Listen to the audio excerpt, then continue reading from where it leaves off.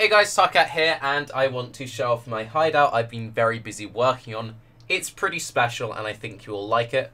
But before we do that, I just need to give a massive shout out to a YouTuber who just does amazing stuff. If you're interested in hideout stuff, make sure you are following this dude. He is someone to watch, really fun, just to sit back and watch.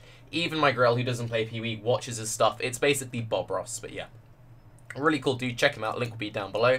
But we've done some stuff to the hideout, and this is what our hideout looks like. Afterwards, I'll show you everything I used to come up with the effect. But this is the end result of a 10-hour stream after already having a base hideout to begin with. So we've got a very beast-themed hideout. I tried to fit in animals in as many places as possible. So starting off with the fireplace, you can see we start off with the lions themes, and then we go through, and I've got my little pool of animals and green crystals. And then we come on through. I spent a very long time making steps onto this bridged path, fading in and out, and just, dude, look at that atmospheric shadow. Every time I see that, I'm like, oh, damn. So we have more of the good animals chilling here in their special little magic land. And then we've got the, you can say, is it a naughty, evil infernal fox? Is it being held there against its will by the dark Haku armor smith? I don't know. Whatever way, you know, stuff looks kind of spoopy. I have all my crafting benches hidden away here. They all work. Everything's fine. I managed to slot a table into my workbench, make it a little bit more interesting, and just make Haku seem a little bit more menacing in this spoopy area. But yeah, messing around with lighting and trying to set up backgrounds like that, it was actually way more satisfying than I thought it would be. And just generally messing around with shadows and lighting it's kind of fun. Next level strats. So then we come on through. I then have a door now. Before we didn't have a door. We now have a very fancy door. And I learned how to make that door thanks to that wonderful YouTuber I was talking about earlier. We have Vegan with this little pet doggo. We built a little dog house for him to chill in. Little giblets and bowls. He's got his little like guard house. Come through. And we have Aaron in his little spoopy study and the Zana thing. Not much has changed over there. Virici's become a little more expanded. He now has like a little series of birds and gold and all this cool stuff. And then what's this illumination? What's coming on down here? Well, oh yeah, I kind of went in a little bit. So watch the harpies. They're my favorite bit of this room. So they do something which took a little while to set up. They circle the pillars. Getting them to circle the pillars took way too much work. But I really like the illumination effect that we have, and you've got more little critters hiding away. I've done my best to just hide animals wherever I can. But yeah, that cross-circle motion really is crisp. For anyone who doesn't know, if you put a pet on top of a small obstacle, they stay rooted in place there. So with flying creatures, you can see I've put in a little pot beneath them. Therefore they stay in place, and you can just shift and angle them round so they perfectly match your pattern. That's also how I got the little wolf dude to stay in the doghouse. Then I've got my stash, which opens up and it's all nice and hidden away back here. This was just a nice happy little accident which happened there. I'll show you what it looks like with no portals, so you can sort of see the before and after. I wanted to keep this bit of the hideout feeling really dark and gloomy, and I think I did a decent-ish job resisting the urge to shove torches everywhere and candles. I removed most of the candles I had in here before because, you know, you want to just hide candles when you learn how to hide candles in walls. But yeah, I'm pretty happy with how it's turned out. Knowing me, I'm sure I'll change it again in not too long at all. But here's one of the sneaky pots I was talking about earlier. I've also hidden some crystals into the map device pillar just to give it a bit of a ominous vibe. Oh, let's get rid of this last portal. Get rid of the last light source. And it gives a slight subtle glow to it. And most of the illumination I have is coming from the pets themselves when there's no map devices. And then when everything fires up, then you get the nice warm green glow of portal effect, by the way. So now this is the bit where you go, okay, but Tarke, you know, it's pretty cool. How much customization does this really take? You know, I was a little busy just adding things here and there.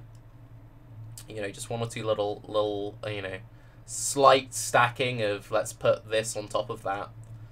You know, let's just, you know, it's nothing too cray-cray. Just a little bit of putting stuff on top of one another. I would list everything I used, but I'm not going to do that. You can pause and work it out yourself. Mostly the one MVP of this is the brick. The brick is what makes everything work. When in doubt, use bricks. Layering stuff on top of each other to try and make depth. Whenever something looked kind of wrong, if I just kept stacking stuff on top of each other, it would then sort of work again.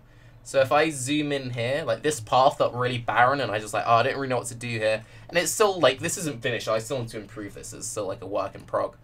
But just adding extra bricks on top of a pre-laid path makes it have some slight depth to it. And because of that, it then makes the whole thing make more sense and feel a little bit more real.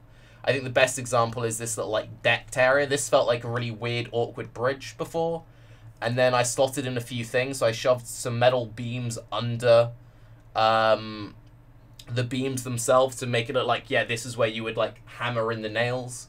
And then we made like steps by then layering. So we know the beams go out over the metal beam. So that's one sense of depth.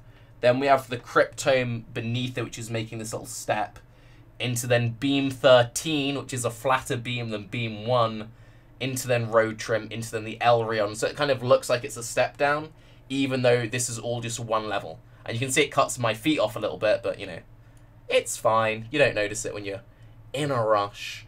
But yeah, this whole thing is completely one level, but we've managed to sort of create, you know, a nice series of steps. And that's kind of what I'm into at the moment, is trying to make things have more depth than they actually do. So yeah, and I did a similar sort of thing here by stacking path at the bottom, bricks on top of the path, Vol debris on top of that, and then crypt rebel on top of that. And because of they all have slightly different heights, you can then start stacking things on top of each other. And then it, you know, kind of looks like there's multiple things going on here. And then this room is just shove everything in it. Just keep putting more stuff in it. I should probably get rid of, to be honest, I should probably get rid of the ice frogs. I think their light slightly ruins the aesthetic. But I just kind of like having the little frogs hidden away there. If anyone, just throwing it out there, would like to buy me 4 more supporter packs, then we could have a harpy flying around each pillar, and that would look amazing. And you could maybe, you know, while we're at it, I could spend those points on some more, you know, aesthetically appropriate pets to better fit the mood of the hideout.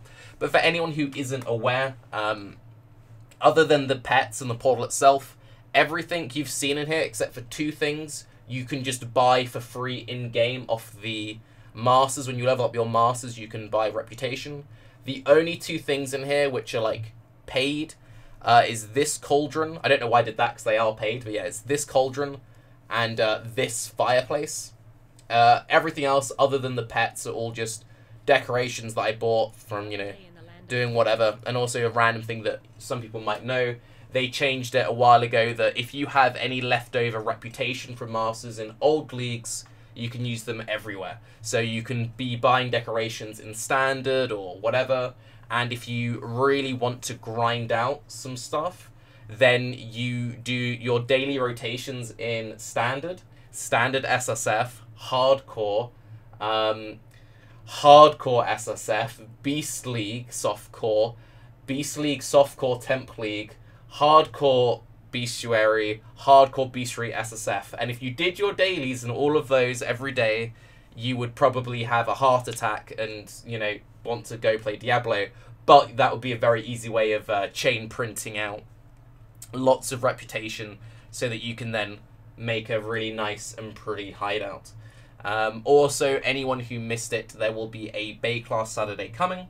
And also, one thing I'm going to start doing from now, if you have a hideout you're particularly proud of, and you think, oh, this looks kind of cool, make a video of it, send it to me, and I'm going to start running hideout footage in the backgrounds of Bay Class, just as like a running playlist thing. And yeah, I'm Tarke, thanks for looking at my hideout, have a good day, bye-bye.